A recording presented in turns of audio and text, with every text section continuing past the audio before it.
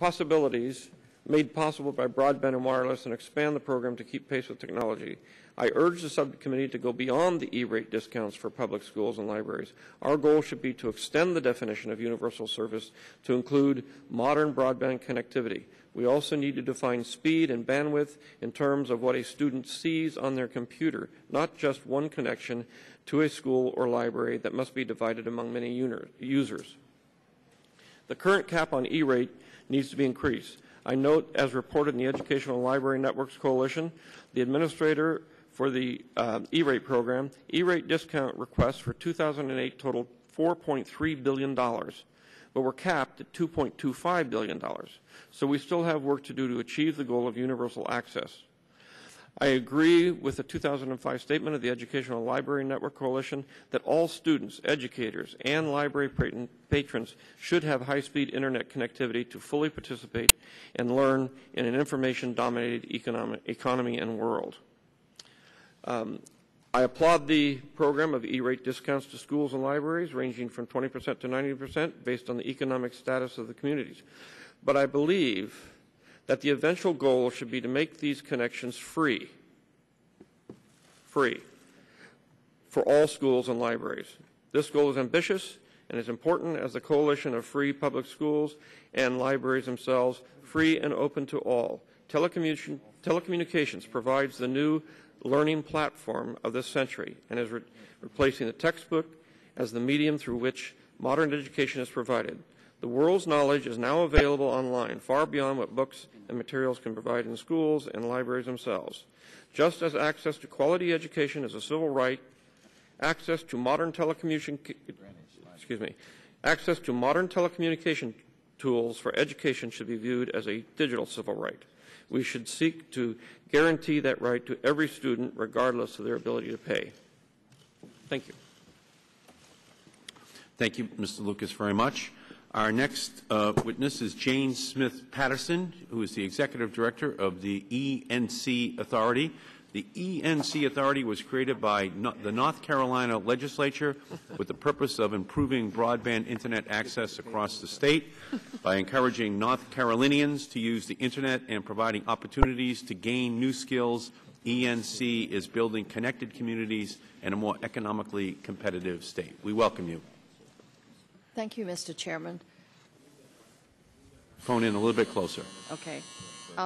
Chairman Markey and Ranking Member Mr. Stearns and other members of the House, I'm pleased to be here today to talk with you about our opinion about universal service. Let me say we have submitted remarks, and I will be briefer in my comments. You should read my remarks to get the full report of my remarks.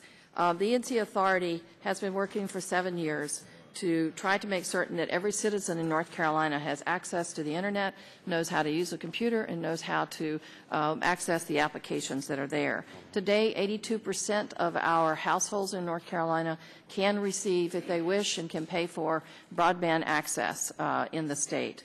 We are not yet at 1 gig to the home, but we would like to see ultimately 100 megabits to the home in North Carolina. We have worked very hard with all of the various companies in the state, both wireline and wireless and cable and telephone co-ops, even electric co-ops, to try to make certain that access and the supply side is there for everyone in North Carolina. Recently, we worked also to say, how can we go back out on a second go-around to our citizens to work with, to explain to them why it's important for them to learn and to get online. So we have developed Capturing the Promise of Broadband for North Carolina and America. We released that yesterday, and we hope that you will have a chance to look at that. We think it's the best compilation of what's going on in this country and the applications that are there for the citizens of the United States. Let me say to you, I'm going to skip and say a couple things about universal services. Number one, universal service is important to all of the United States. It is important that we move forward to and move to broadband as the central part of universal service. A 2.0 plus, as Mr. Doyle said, 2.0, I would say shoot for the puck for where it should be and to be very flexible in moving broadband services across the country. It is important to, I think, understand that all persons who use this should pay into the USF. All companies should be eligible to receive.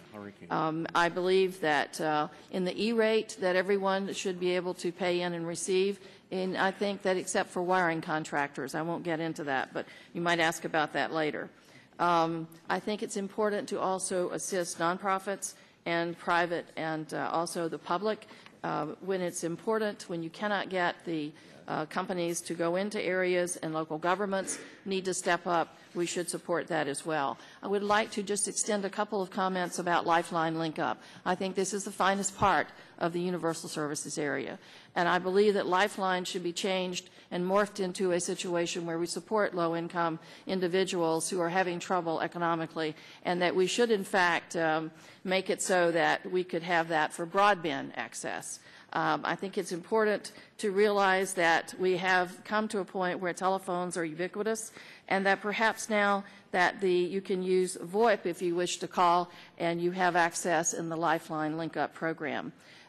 This program is a state-federal program, so the state is sharing with the federal government on this, and I think that's important that the state share with this and the federal government in this aspect.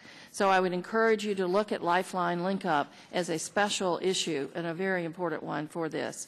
On the E-rate, we feel strongly in North Carolina now we have 1 gig to the local education agency, 100 megabits to every school. It's because of E-rate that we have that. And with the E-rate, the state is paying a share of this for the schools, and then the feds are also picking up a share. I think the hospital program is second go-around now in 15 years. The health program needs some additional assistance and listening to some of the people who have to implement that out at the local level.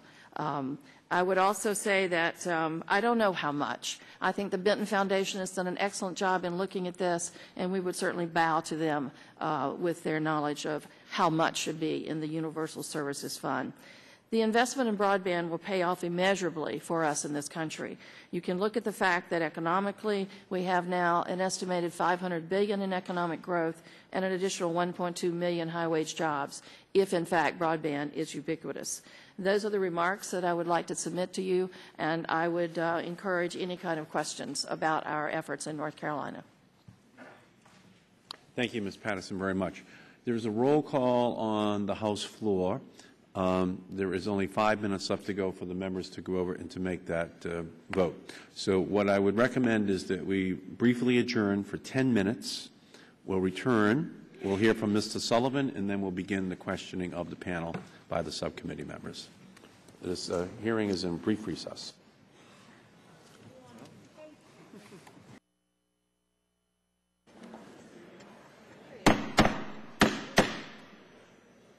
The Subcommittee on the Telecommunications and the Internet is called to order once again so that we may recognize for his opening statement our final opening witness. His name is Charles Sullivan. My mother was a Sullivan, and she said they were very intelligent people.